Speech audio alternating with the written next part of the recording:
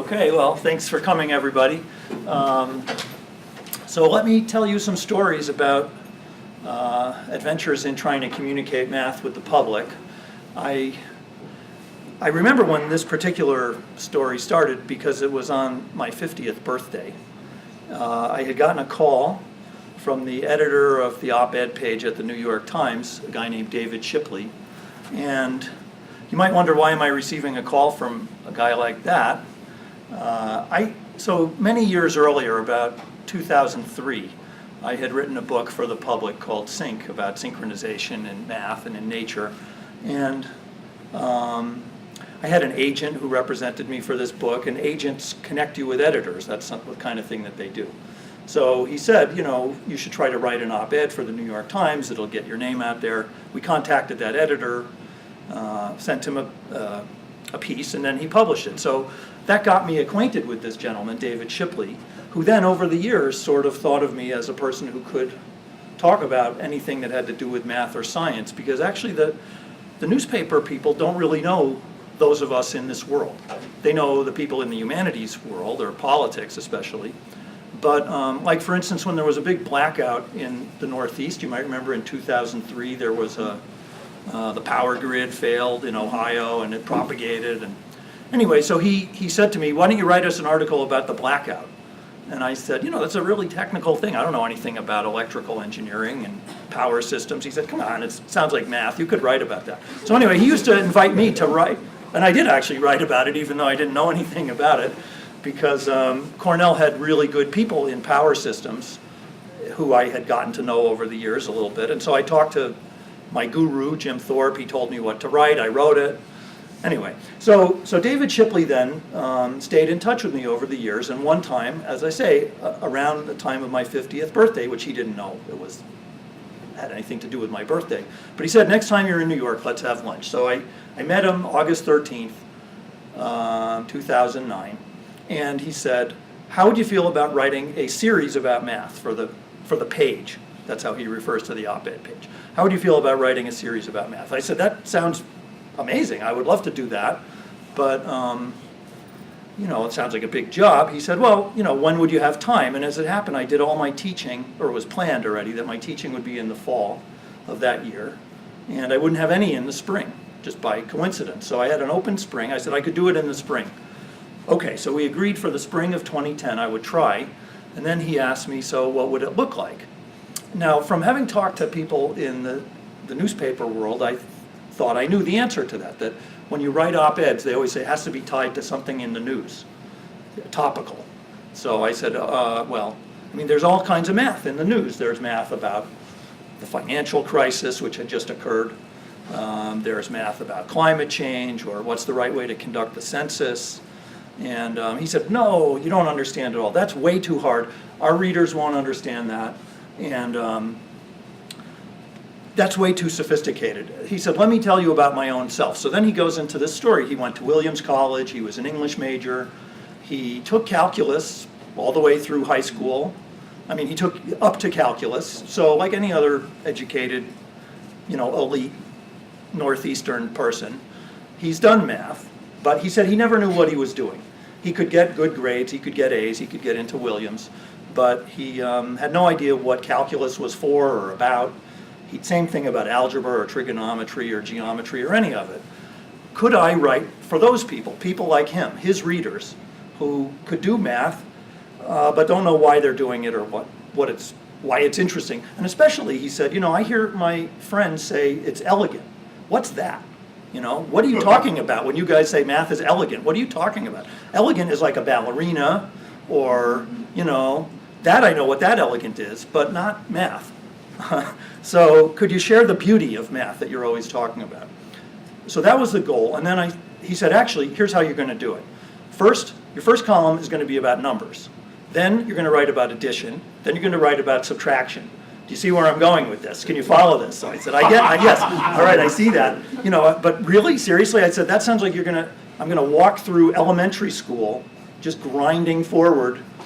Exactly, now you get it. That's what I want you to do. Can you do that? But make it interesting. Don't just make us do, yes, please, Kenneth. Did he assume that everybody would read one column after Another one? Well, did he assume anyone would read one column after another? I mean, we didn't know if anyone would read any of the columns.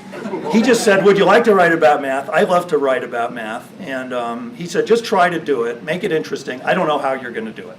But he said, but it will be on the web. It's not in the newspaper. It's not in print. But because it's the web, you could do things. Like you could show videos, if you want to show some computer simulations or movies, or you could have audio. You could do anything you can do on the web. And we're trying to expand. He didn't say, because we know our newspaper is going to go out of business as print, but kind of like we need to get on the web. We know that. So can you think of something to do on the web? All right. So anyway, I followed his structure, but I mentioned in the abstract to this, I want to make it interactive, so please jump in with thoughts, because it's kind of unknown territory. What's the right way to do what the editor was asking? For instance, one question would be, who's the audience, if there is any audience? And another question would be, okay, given that I'm going to start talking about numbers, let's say, or addition, how to do it. So why don't we first talk about the audience for a second. Suppose you were me, or suppose some editor comes to you with this challenge. What do you think? How should we think? Because you have to think about the audience. What's that? You just talked to me, okay. All right, well, there's one answer. But what if you're not allowed to? I'm incapacitated. What would you say? I mean, what are some possible answers? Who is the audience? Realistically. I mean, not the audience you dream of having, the audience you're actually going to have. Who is the audience? Yes, Jerry? Go get a bunch of bright middle school students and try and talk to them. Interesting. So you could just say, I mean, the people who deal with math in reality are students in school, right? The rest of the people, unless they're technical people, engineers or high tech or whatever, the people who have to deal with math are students. So you'd say aim it to middle school students. That's certainly one way to go. But they not to read the They're not reading the New York Times so much. No, but I've heard the American public is about as smart as the middle school. Right, like the show, Are You Smarter Than a Fifth Grader? Some other candidates? Yes? People who are in good positions or did a good degree in whatever that's not related in any way to math. Yes. So people who did, like, who went to law school or did whatever, but didn't have much mathematical content in their education. I mean, that's sort of who David Shipley himself was describing, and he's an educated person, as you say, had a degree in something else, and might be curious about what is this subject about, but wants it to be pleasant. It's not supposed to be punishment. Some people would say, realistically, who's going to read it are the people who used to read Martin Gardner in Scientific American. You know, there's a mathematical puzzle section, which is he called it mathematical games, but it was similar to the reader you're describing, except that person is more interested in science than the person you described, right? I mean, they're actually picking up Scientific American and reading puzzles. And he did have a lot of readers, so that could be another audience to target that's a notch higher than the one you suggested. Yes? As somebody who did this at the time, the friends and family of these people who are Scientific American readers. Right? So, you know, there's people who list, you know, college math students and people who are reading this column know everything you're writing in it, are reading it for the pleasure of reading somebody writing about math well. Yes. And then are sending it to their friends and family saying, this is what I do. Ah, that's interesting. That's an interesting answer, right? Did you get that? Right, the people reading Martin Gardner have friends and family, and they say, here's what I do, and so actually aim it at them, one step away from the Martin Gardner readers. Interesting. Yeah, well,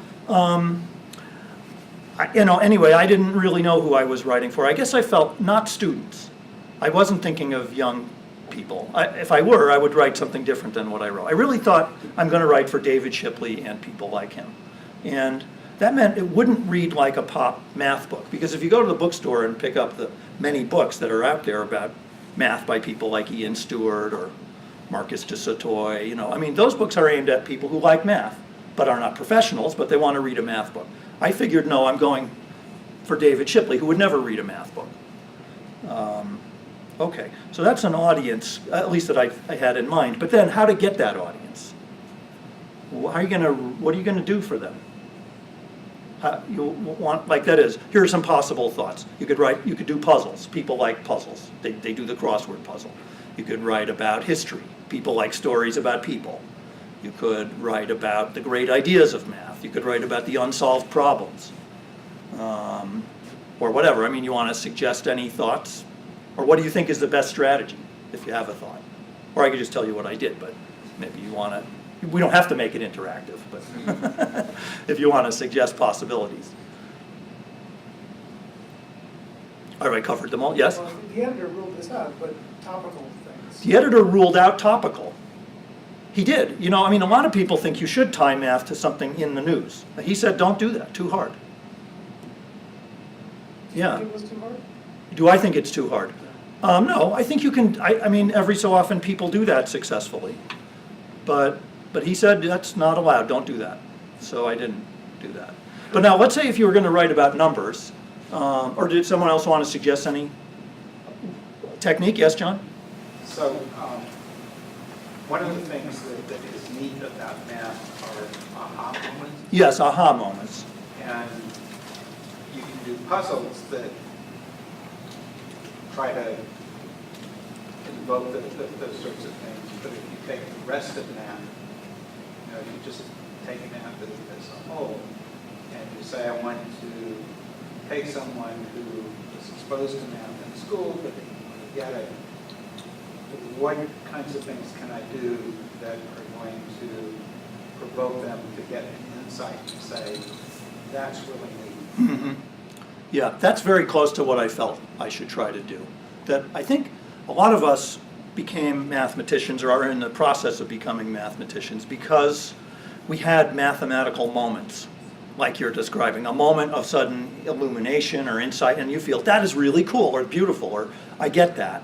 And it affects you.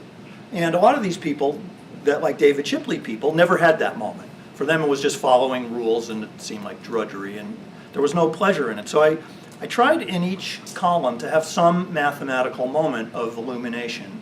And I had a barometer at home, which was my wife, who was similar to David Shipley. She could do math, but didn't like it or see the point of it. She was not afraid of it. She didn't hate it. I mean, there's that whole audience, too, that has been terrorized or is traumatized and has a phobia. There's that audience. There's also the audience. They're a little bit different. But anyway, I felt like writing about people, much as everyone says you should write about people, is wrong for this audience. Because if you don't like math, you don't care about stories about Archimedes. It's just not that interesting. I'm not interested in math. I don't care about Archimedes. So you have to first get them to see that the subject is worth paying attention to, and maybe you can sneak in some stories. But I really did think not history, which was painful for me, because I love history of math. But yes? Does the size of that audience, if we look at a particular age group, shrink massively between, say, the 14, 15-year-olds and the 23-year-olds? I didn't ask about the demographics of the audience. I don't know if... The reason I'm asking is, I felt like, as I went through my schooling, I felt like when I started middle school, or the equivalent in Germany, Yeah. quite a lot of people were like good at math, didn't like it particularly much, but like were all right with it. Mhm. And by the end of high school, everybody wanted to get out of math. Yes. Definitely there's something that we talk about, the filter or whatever you want to call it. No, I mean, like I see it with my own kids. Going into middle school, they're kind of happy and they think, wow, math is nice, because at that point math is arithmetic and they can do it. Then there's like my daughter who's in 8th grade is week after week of factoring polynomials. She doesn't know why she's doing it. And she's really learning to hate math. It's working beautifully. And I can tell her it's great and she's not buying it. So, but anyway, let me get some concrete stuff up here for you now. I mean, anyway, the point is I'm going to try to, I felt like with this audience, I want to talk about some of the great ideas of math, going from arithmetic up to like graduate school topics, focusing on the ideas, making things somehow interesting for them. And so how? Let me try to show you some techniques. One of the earliest topics that's hard for people is anything to do with division. Right? I mean, addition and subtraction, not so bad. But division, as you know, people are really mixed up about decimals, fractions, percentages. And so there were a couple of things I thought of. One was to try to like commiserate with the reader about how difficult it can be to make sense of things having to do with decimals or fractions. And so I want to show you let's see if I can pull it up here. There was a movie, I don't know if I can get that, maybe I'll skip the movie. There was also a little comic thing having to do with an event that occurred in the real world with Verizon Wireless. So a gentleman calls Verizon, and unhappy customer, yes, you can imagine. He was quoted 0.002 cents per kilobyte as his rate. Turns out he's being charged $0.002 per kilobyte. Okay, so he's not happy about it. It's 100 times more than he was quoted, and so he calls them up. Now, he had had so much prior experience with them that he decided to record the phone call the next time. So I'm going to play you this phone call, and it made it to the top 50 on the YouTube comedy channel. So check this out. And this was included in the article because I was able to link to the audio. I didn't have this YouTube link, but you'll get the idea. I think your sound is up. My sound is off? $0.002. Do you recognize that there's actually... 0.002 cents. Yes, do you recognize there's a difference between those two numbers? No. $0.002 and $0.002 cents. Yes. Is there a difference between... They're both the same if you look at them on paper-wise. No, they're not, actually. So if you take $0.002 Cents, remember, it's cents. times 35,896 is $71.79. No, that would be 71 cents. How much should I be charged?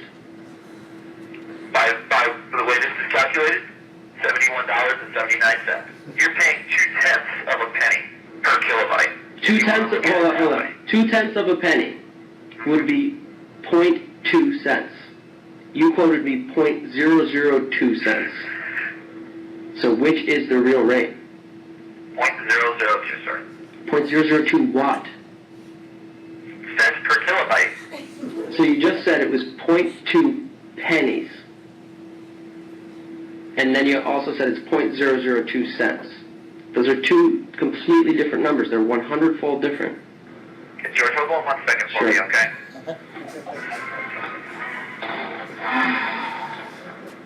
This is Andrea, I'm a manager on the floor. How can I help you today? Hi. Do you recognize that there's a difference between $1 and 1 cent? Definitely. Do you recognize there's a difference between half a dollar and half a cent? Definitely. Then do you therefore recognize there's a difference between $0.002 and 0.002 cents? No. I'm teaching math. And I mean, I'm trying to get what you're saying here, but it's just not And we're talking about cents, right? right. 0.002. If we multiply that by the amount of kilobyte usage that you have, 35893 35893, that comes out to what you pay is 71.79. cents. You never did the conversion from cents to dollars. I don't know. I'm not a mathematician. 0.002 cents Right. times my 35,893 is a number, but it's still in cents. We're not quoting $0.002. We're quoting $0.002. Oh, God. Honestly. Well, I mean, it's obviously a difference of opinion. It's not opinion. Okay, well, you know what? I'm going to post this recording on my blog. And And then if that's what you want to do, that's fine. that's what I'm going to do. And then you guys all at Verizon can learn. Oh, okay, all right. But you get the idea, and yeah. So, I mean, it's a little tricky doing something like that because I don't want the reader to identify with the poor people working at Verizon. Although they, I mean, in a way, they might, right? They're the ones who are probably as confused as the Verizon customer service reps. So, you know, then in the article, I try to clarify a little bit how to think about division, but maybe the point should be, it's not that I'm trying to reteach math, just to show how much math comes into real life through exasperating things like this. There wasn't a huge aha moment there. That was more trying to beguile the audience through humor. Okay. But then, you know, like John mentioned the aha moments. So here was an attempt to do that. It was through this problem of, okay, so I remind them what pi is. defining it as the ratio of circumference to the diameter. And then the question is, what's the area of a circle? Now, people have memorized for the SATs that it's pi r squared, but they don't know why. And if you ask them what's the proof, they don't have any idea what the proof is. I mean, I checked with my wife. Did you ever see a proof that it's pi r squared? No, but she did remember the formula, or at least the sound of those letters. And so I showed her this proof, and she liked it. So I tried it out on the audience, which is, and maybe you've seen the proof, but if not, you may like this. So cut the circle into these 4 pieces, and then make them into this funny shape over here, where you've rearranged it, and the idea being if I could calculate the area of this shape, presumably it's the same as the area of that shape, though it looks like I made the problem worse, because that shape looks terrible. But still, it's going to work if we do something clever. Now, before we do the clever part, just notice that this is still a radius, so I call that r. And then this is half the circumference, that is pi r, because it's got the 2 round parts, and there's the other half of the circumference on the top. Okay, so the audience gets that. And then make more cuts, more sectors.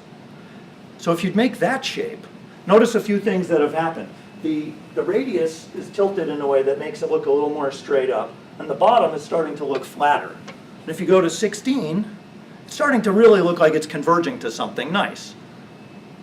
Right? So, I mean, frequently with a naive audience, not like with you guys, but I'll do a little optometry game where the optometrist says, okay, I'm going to show you 2 things. Say better or worse, right? And so if you go better, worse, better, worse. So clearly that one is better because this R, I mean, that's getting flat, and this is almost straight up.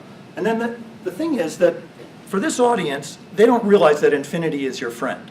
I mean, we know that calculus is this kind of systematic taming of infinity where it makes things, you know, the public thinks infinity is totally mind-boggling. They're worried about infinity. They don't like infinity. They get scared of infinity. But we know that if you take this problem to the limit of infinitely many infinitesimally thin slices, that the problem becomes nice. You get that. And then it's pi r times r, so it's pi r squared. Now that's an old argument. I mean, that's a thousands-of-year-old argument that goes back to the Pythagoreans.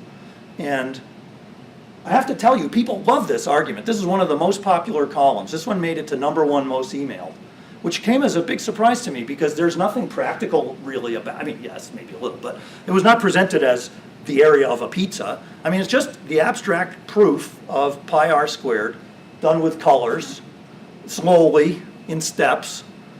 They like it. They like understanding it. And they got this big aha that infinity makes the problem easy.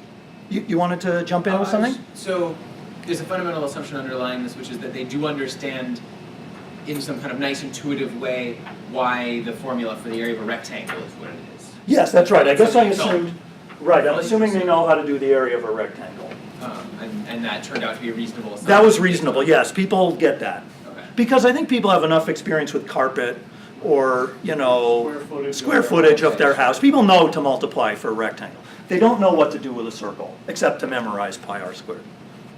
Yeah, so yeah, that's an interesting point though. What can you assume? I mean, like some mathematicians want to be very pedantic and go really far back, and that you can lose the audience with that. So you got to be careful to not insult them. And again, that's where it helps to have a wife or a husband that's not mathematical. I mean, she would say, come on, move on with the rectangle. But pi r squared, go slowly. It's interesting. So this one made me think, actually you can get away with doing something that looks like, so to speak, pure math if it's clear enough and familiar enough. I mean, everybody has run into pi r squared, they just didn't understand it. So I'm going to try to extract here little principles of what you can get away with or what will succeed and what will not succeed. So the lesson I infer from this is that you should not be shy about giving sort of pseudo-proofs. I mean, you realize there are gaps in this proof. Forget about that. They don't care about the technical, like, I mean, you don't want to start talking about Banach-Tarski problems about rearranging areas and do I know it. I mean, that's, again, a misunderstanding on the other direction. Being too sophisticated and dotting every I, we have to do that with each other, especially on graduate qualifying exams and stuff. But you don't do that with this audience. It's obviously this is working, you know. Okay, so there's that kind of thing. But then going in the opposite direction, you can try to make it very relevant to their real life. And so I'd like to show you an attempt to do something like that. So that's this column where, see if I can, well, all right, wait, hold on here. Yeah, so this was about probability, chances are, which I know from experience that if you write about probability or risk in everyday life, people love that. You can always get a best-selling book about math by writing about misunderstandings of Bayesian thinking, and especially if it has financial connections. But it could be about anything. The people love that. So this was this column, yes. Did you write your titles? I made up the titles. Yeah, I like kind of dopey puns and references to pop culture. Like Chances Are is an old Johnny Mathis song. You know, so, and also I'm writing for old people, I was thinking. I'm writing for the readers of the Times, the banker, the lawyer. Look at the title of his book. Yeah, right, no kid gets The Joy of X. They do not get what the joke is. Maybe many of you don't get it. But, you do get it? Well, I mean, The Joy of Sex was big a long time ago, but I've had a lot of people not get any, they don't get what it's about. So, all right. Copy of that one too. Yeah. But anyway, so here talking about conditional probability. Now, so the average reader certainly has not studied conditional probability. They bear, you know, like I say, maybe they took calculus, probably not. So you might say conditional probability is a dangerous topic to get into with them because it's going to be unfamiliar. Unlike pi r squared, which they all memorized for the SATs, they never studied probably conditional probability. But it has this advantage that you can tell some amazing stories about it. So let me tell you one here that really also got people's attention.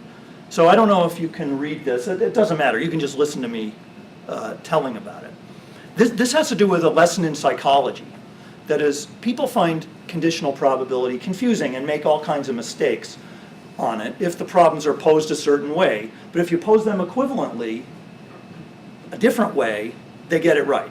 So here's the story. It has to do with work by a psychologist named Gerd Gigerenzer in Germany.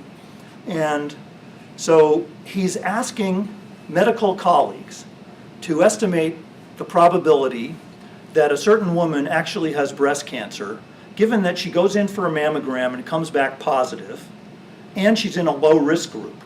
She's 40 to 50 years old. There's no history of breast cancer in her family, no symptoms. Okay, and then, so Gigerenzer went around and starts talking to doctors and gives them the statement this way. These are reasonable numbers for the reality. The probability that one of these women that we're talking about, in this low-risk group, the probability that one of these women has breast cancer is 0.8%. Okay, so keep that fact in mind. If a woman has breast cancer, the probability is 90% that she will have a positive mammogram.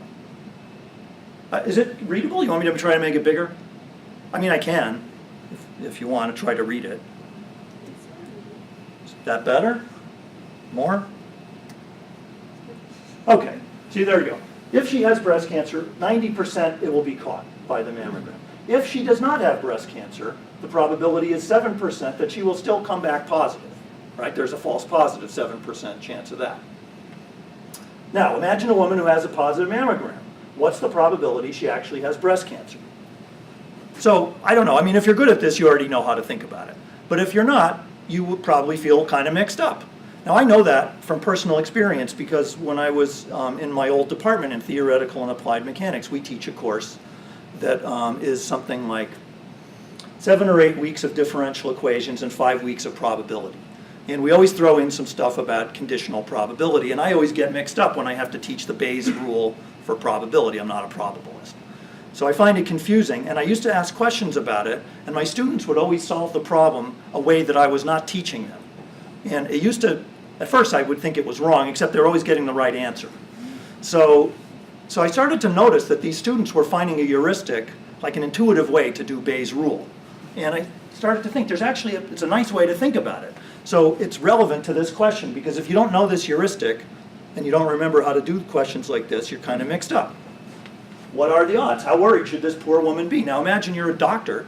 She's standing in front of you. She's got the positive mammogram. She's very upset. Could be life-threatening. what do you tell her? So anyway, Gigerenzer goes on to describe what happens. The first doctor he tested is a big shot, department chief at a university hospital, more than 30 years of professional experience. He was visibly nervous while trying to figure out what he would tell the woman. After mulling the numbers over, he finally estimated the woman's probability of having breast cancer, given that she has a positive mammogram, to be 90%. Pretty bad news for her, if that's right. Nervously, he said, "Oh, what nonsense. I can't do this. You should test my daughter. She's studying medicine." He knew his estimate was wrong, but he didn't know how to reason better. Despite the fact he'd spent 10 minutes wringing his mind for an answer, he couldn't figure out how to draw a sound inference from the given probabilities. Okay, so there's that. Then, Gigerenzer did this other study where he asked lots of doctors these questions, and their answers were all over the place, from like 90% that she has it to way down to 7% and everywhere in between, and they really don't know how to think about it. Then he discovered, here he goes, yeah, so he has 24 other German doctors. Actually, their estimates whipsawed from 1% to 90%. Now, if you think it's that German doctors are not good, you could try it on American doctors. 95 out of 100 estimated the woman's probability somewhere around 75%. Okay, and the actual answer is 9% chance. Okay, she probably doesn't need to be worried, although it's still very scary, but it's only 9%. Now, here's the way you get that, and here's how all my students would do it. Not all, the ones who memorize Bayes' formula would do it a different way. But here's the way. Let's translate the same data into numbers instead of probabilities. Okay, let's look again. Probability that one of these women has breast cancer is 0.8%. Gigerenzer says, don't think about percentages, don't think about probabilities. People are no good at that. Do numbers. Say that there's 1,000 women in this cohort, and they're standing there in front of you. What would be this story? So with 1,000 women, 8 of them, now, here's the part that's not exactly right. We're going to assume that everything occurs exactly as often as its probability would dictate. So it's a kind of law of large numbers where the numbers aren't large, but let's pretend. Okay, so if the odds are that 0.8%, well, then 8 out of every 1,000 will have it. Now, out of those 8, 7 will come back positive. Why 7? Because he said 90% of the time it will be caught by the mammogram, right? So 90% of 8 is 7.2, but just to keep it understandable, call it 7. So out of the 8, 7 will actually come back positive. Now, the remaining 992 women don't have breast cancer, but 70 of them will come back positive. Why 70? Because he said there's a 7% chance of a false positive, so 7% of about 1,000 will be 70. It's 992, but again, rounding. 70 come back false positive, 7 are positive and really have it. Oh, sorry, 8, wait, hold on. What is it again? How many come back positive? 7 were caught, 1 was missed.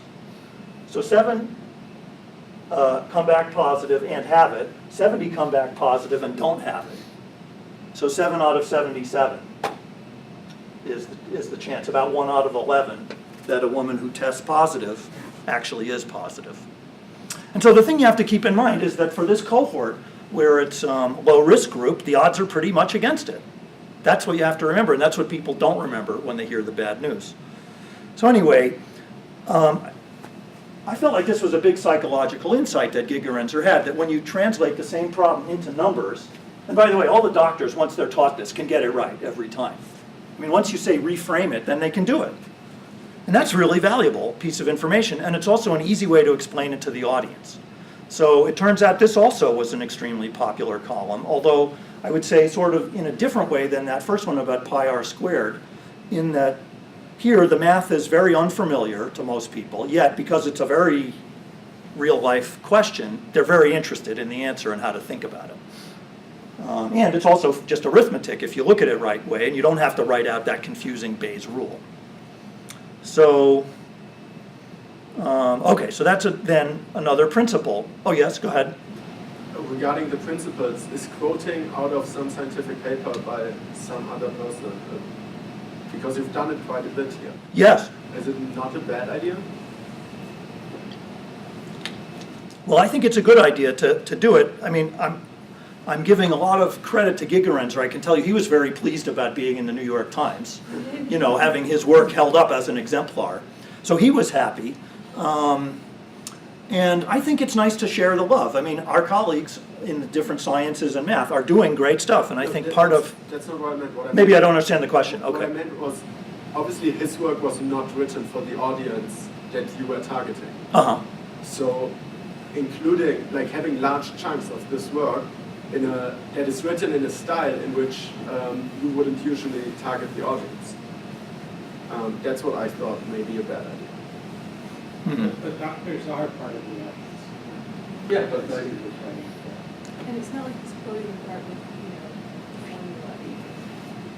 I'm not sure still quite what the point is. You're saying that Gigerenzer's work was presumably pretty technical, and now I'm, and for the standard of the New York Times reader with a humanities degree, I would say it's pretty technical. but even this part where you're, I mean, this is such a common experience that someone has a mother or a sister Okay. who has had to go, and they come, God forbid they get a positive result, they're very concerned, what does this mean? I mean, I just think it's something people know about and have some instinct about, even if they're confused about it. Yes, please, Alex. So taking this lesson of how people are better with numbers than they are with percentages. Yes. And using it with your previous example of that poor guy who is passing on the phone the Verizon representatives. Yes.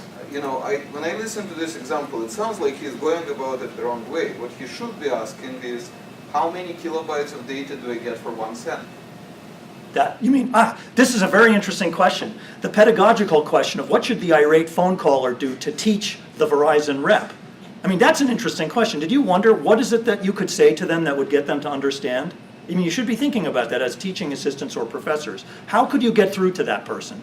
And you're saying maybe you could have done it by stop talking about usages as rates, which again is a division, right? Kilobytes per, or cents per kilobyte. They can't understand that. It's a division. You gotta say, how much would I get for 1 cent or for $1 or whatever? That would have probably helped. If you're trying to create the aha moment. Yes, for the- It must be wrong with my understanding. That's the way to do it. Yeah. Well, very interesting. I mean, I was gonna say, maybe it's clear, implicit from what I've said, that the lesson I take here is you can do something that's mathematically unfamiliar if it's real world enough and compelling enough. And so to drum in that lesson finally, let me show you what happened when I got a little bit daring and tried to go away from both of those. That is, if things can be hard, either because they're unfamiliar, or they could be hard because they're not about my real life, can you still make it work by doing something else? And so I tried that in one column that I felt was unsuccessful. So that is this one, where I tried to do a little bit of differential geometry. But nothing hard. I mean, it sounds fancier than it is. So let's see. Okay. Whoa. Okay. Right. So after talking about the Pythagorean theorem in one column, I figured, well, let's talk about something that's not flat. And so, as I said here, it's like we're used to flat Earth geometry, but of course, in the age of globalization or Google Earth, people should be able to cope with the sphere, global, spherical geometry, or the generalization, differential geometry. So I tried, and I thought this would work, and it sort of does work. My dad used to ask me questions about geography, Rome and New York, which one is farther north? Because I used to like looking at the globe, and you kind of feel like Rome must be farther south. It's such nice weather in Rome. But when you look, Rome and New York City are almost on the same latitude. I don't actually know which one is farther north. They're very close. So Rome is due east of New York, more or less. But if you've ever flown from New York to Rome, or other parts of southern Europe, you know that the flight plan goes kind of like this, that you start in New York and then you hug the coast of Canada for as long as you can. And I remember thinking the first time I ever took that kind of trip as a kid, this is for safety. In case something happens to the plane, we could go to Nova Scotia. Like we're not going to go over the ocean until we absolutely have to. But that's not what's right. I mean, if you actually pick up the globe and look, you'll see that this is the straightest path. This is the shortest distance, taking into account the Earth's curvature, but you're not doing any additional curving other than what you need to do to follow the curve of the Earth. So that's an example of an arc of a great circle, or the generalization, a geodesic on a curved surface. So great. So I figure I'm going to start teaching them about geodesics. How hard could it be? I mean, people can understand this thing about the flight. Okay, they're fine with that. So there we go. And now I try to generalize to what geodesics are. So now we're doing shortest paths between 2 points on the surface of a cylinder. Okay, they can believe that's the shortest path. But then I point out there could be a failure of uniqueness. Like, suppose you require for some reason that this rubber band has to wrap around the cylinder once, which would be relevant to DNA, for instance, where DNA wraps around a histone protein in the structure called a nucleosome. There are certain wrapping constraints. You know, so I thought maybe that's I didn't mention about DNA, but I just thought maybe I could get away with saying what's the shortest path if you have to go around the back, but then end up there. I think I'm losing them already at this point, that the helix is locally shortest, because I'm trying to get them to think about the difference between local and global. It's not going to work. And, but okay, I did that. Now this is where I really start to lose it. I had seen this video, which I guess I want to show you, from Doug Arnold, who was at the IMA in Minnesota, the Institute for Math and Its Applications. I was asking him, can you think of some really nice geometry videos I could show and build a column around? He said, I know a great one about geodesics on a two-hole torus. They're, you know, really interesting curves. They're not obvious what they would be. And Konrad Poltier in Germany has this beautiful video. So I loved it.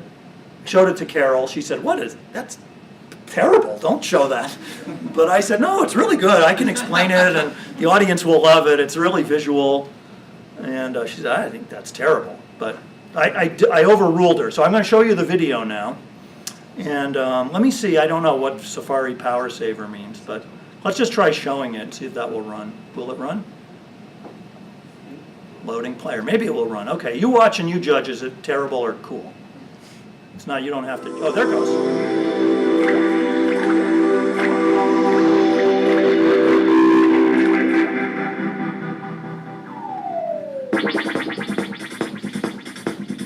Hold on. That's an unpromising start, isn't it, with that music? This always reminds me of the porn movies I used to watch. I don't watch them anymore, obviously. Why not? You know, in college when it was part of my education. But this is a video of a motorcycle. Sorry, people who are embarrassed by that kind of talk. Anyway, there's a motorcycle that's being driven by nobody. It's the riderless motorcycle, and the handlebars are locked straight ahead. This is to convey the idea that you're not curving, you're just following the straightest path you can follow at all times. That's what I said, right? A geodesic is something which only curves to follow the surface, but no curving within the surface. That is a condition for a shortest path. So this geodesic is being traced by a mysterious motorcycle with no rider. Okay, now watch.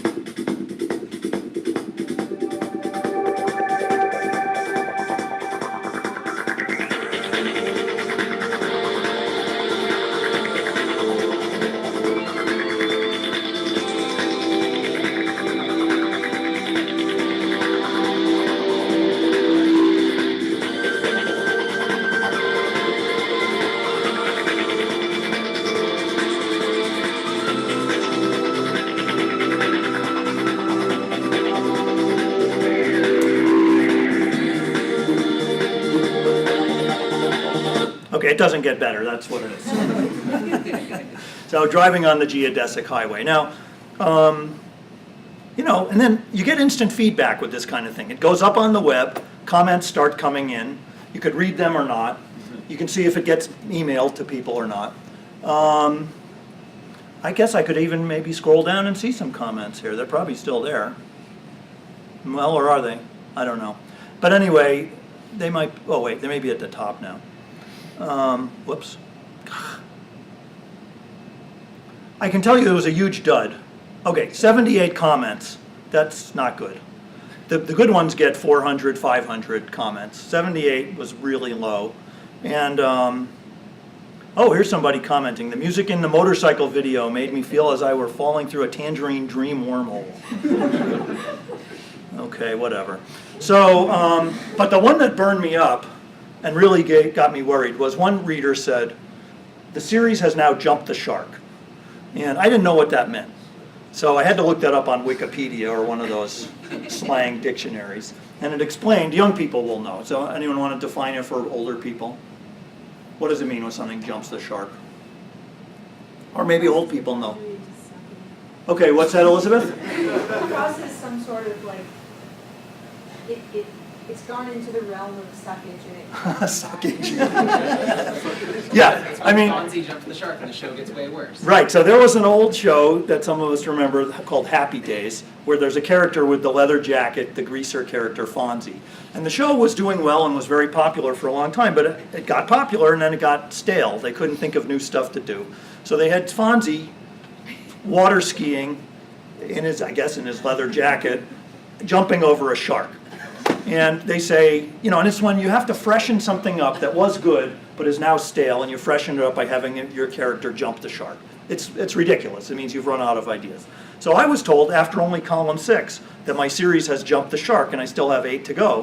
And I got pretty worried about it, and I tried to, I didn't do any more differential geometry after that, but I think the lesson, it's one reader's opinion. Some readers liked it, I suppose.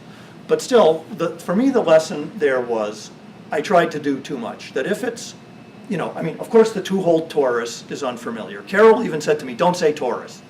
She said, no one likes torus. That's a math word.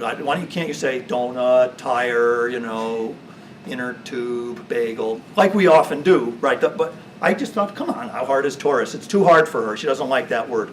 She also says never say superconductor. That's when I used to work on superconductivity. She hates that. So there are certain words that bother people who are not in our world. So anyway, torus was a problem. Two-hole torus is worse. And she didn't like that stupid music and the whole video. But in terms of the principles, it was too unfamiliar mathematically. It was too remote from everyday experience. It didn't have much payoff. It felt like it was boring. People were not getting the point of it. Some people may have, and they may have liked it, but I lost a lot of my audience with that one, I think. So I guess that would be what I would say, just to summarize it. If you're going to try to do this kind of thing, you have to reach them in some place of familiarity, either mathematical familiarity or familiarity with their life. Okay, so I think I'll stop there, but yes, please. Episode, how did you come back? How did I come back? What was the 7th? Let me finish my Oh, okay, I'm sorry. How did you come back from suckage? Well, I don't know if I did. That's nice of you to assume. Let me see here. Obviously you did. Okay, I don't know. Let's see. So it began. So here we are. Think Globally was right there. That was March 21st. So I came back with Power Tools. What was Power Tools? Actually, Power Tools was trying to do pre-calculus. And I had remembered something that I liked that was familiar, I think. I'm going to just show it to you. I love this. This is when Bruce Willis still had his hair. Can we put the light out right next to you there just so we could see it a little better? This was interesting, this moment. Okay, let's see if you can see this. Come on, play. No? No play. Okay, watch this. Boy, is this going to be a fun place to work until they find that guy. Who are you picking in the exacta? Beats me. But you know what I don't understand? Logarithms? What, you understood those? That's it. So that's a scene. If you remember, there was an old show called Moonlighting where Bruce Willis and Sybil Shepherd are detectives. They're romantically always interested in each other. That was the fun of the show. But they're always trying to solve crimes, and so they're talking to a coroner who they're asking, who do you think is the murderer? And of course, what I don't understand, what, logarithms? So anyway, I had remembered that logarithm joke all those years, and I thought, how am I going to find this episode? So that was an interesting problem. How would you find something like that? If you search on the web, logarithms and moonlighting, maybe you'll get the script, but that's not good enough. So the interesting thing is that there are fan clubs that will watch every episode of Moonlighting, like we do the Torah every year, starting over on Rosh Hashanah. They will just watch Moonlighting in a continuous loop. And I found one of these fan clubs and wrote to them and said, do you know which episode had the thing about logarithms? Absolutely, we just watched it a few days ago. And so they got me that episode, and they even said, we can cut out the clip for you and make a little, so they sent it right to us. And then the lawyers at the Times were worried, like maybe Bruce Willis has to give permission, or Sybil Shepherd, or ABC, it used to be on ABC. So we asked them, we tried to get their permission and they never answered. And the Times just ran it. So, we could be in trouble, but we haven't heard from their lawyers yet. I don't think they care too much. But anyway, so yeah, the whole thing was a great adventure, really fun.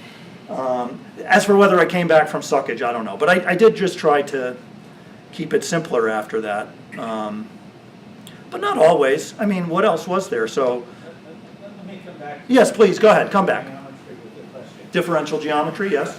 So, other topics beyond geodesics that are frequently used in talking to the general public is the fact that you can't flatten Good, something whose Gaussian curvature is non-zero, yes.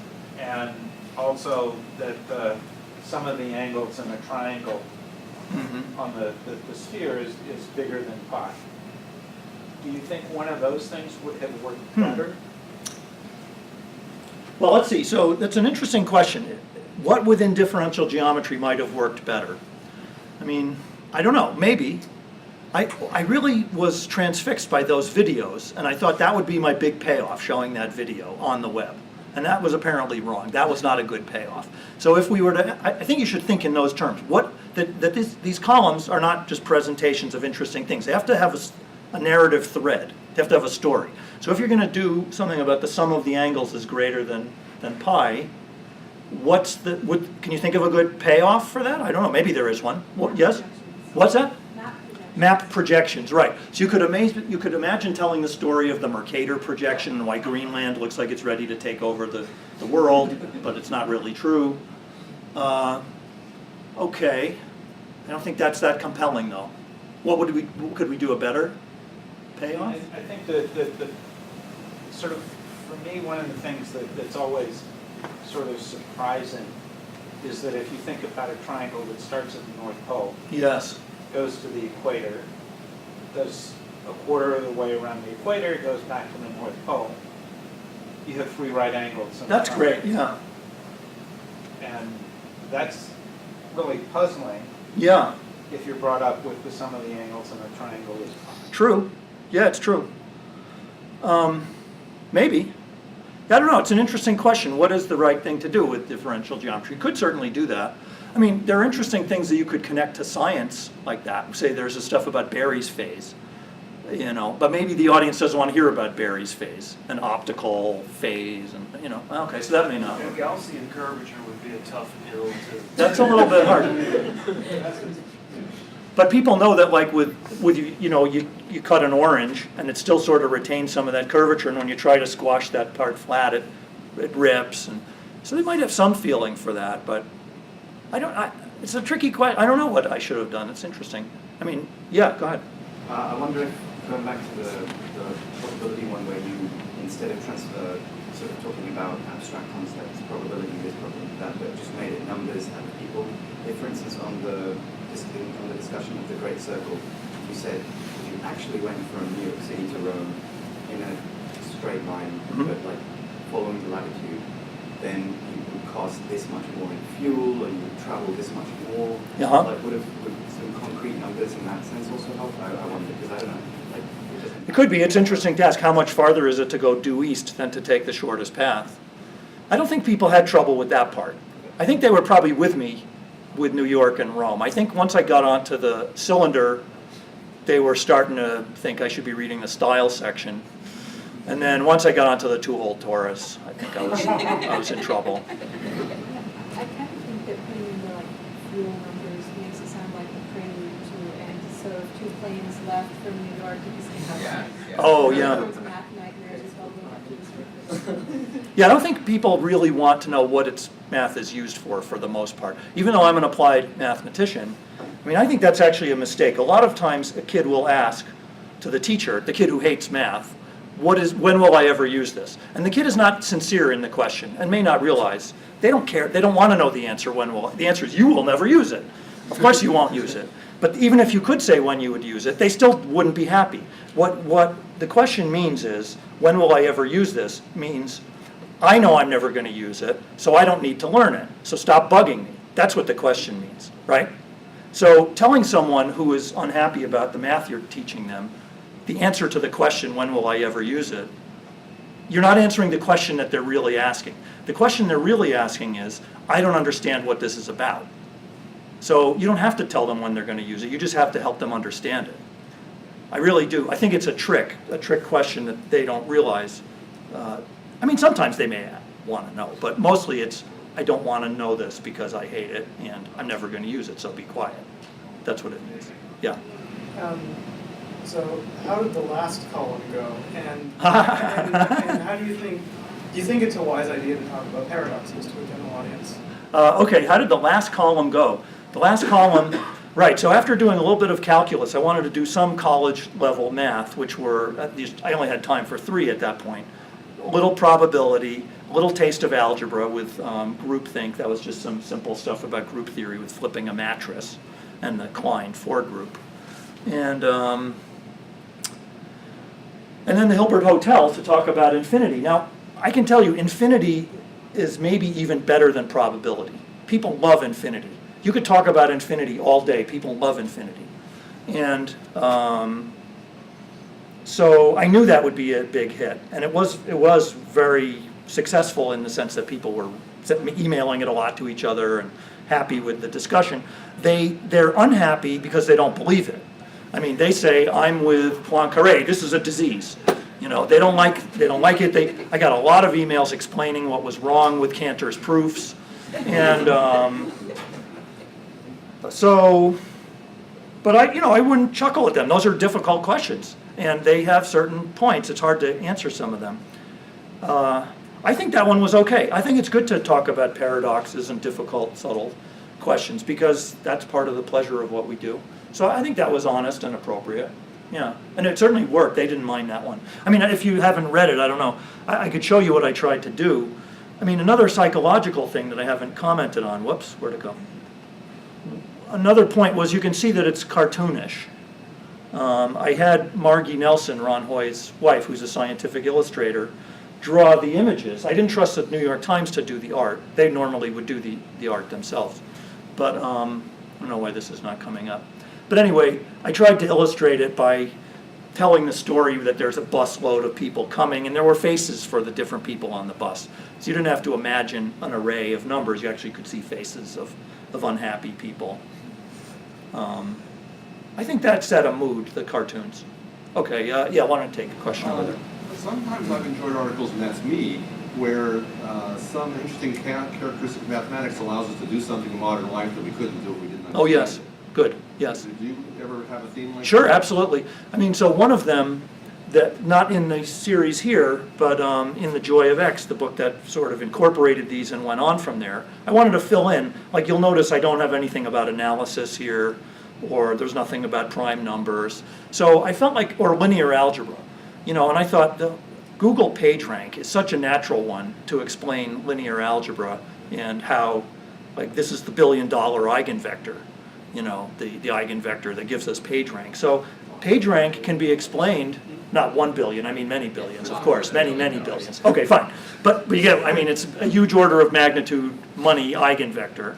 And so I tried to explain PageRank. I mean, it doesn't let the person do anything, but they know about searching the web, and my audience remembers Alta Vista and how much better things got when they got Google, and so that was a case. I mean, another one that was practical like that was a story I told about my dad's friend in Florida who we went to visit one time, and I remember I was a teenager. He showed me these charts he was keeping. He was very proud of, on his deck, he could see, it was always sunny. He was tracking the sunrise and sunset times every day of the year, and he kept a chart. Today it was sunrise at this time, sunset at this time, and he made this graph, and it kind of looked like 2 sine waves, for the times of sunrise and sunset. But when you look closer, they're not really sine waves. There's confusing, tricky stuff about, I mean, actually it's interesting. Do you ever do this? If you're not astronomical, you don't maybe know about this. The difference of sunrise and sunset is a very good sine wave. But the sunrise and sunset times are not actually good sine waves. They have second harmonic in them. And anyway, the point was the guy was seeing the seasons of the year in this trigonometric functions that he didn't realize he was doing trigonometry. So I don't know. I mean, is that sort of close to what we're talking about? That by knowing a little bit about sine waves, you can understand this guy's data from his deck in Jupiter, Florida. I don't want to keep people too long. Should we return to, oh, yeah, okay, go ahead, please. Maybe just one or two more and then we'll go eat.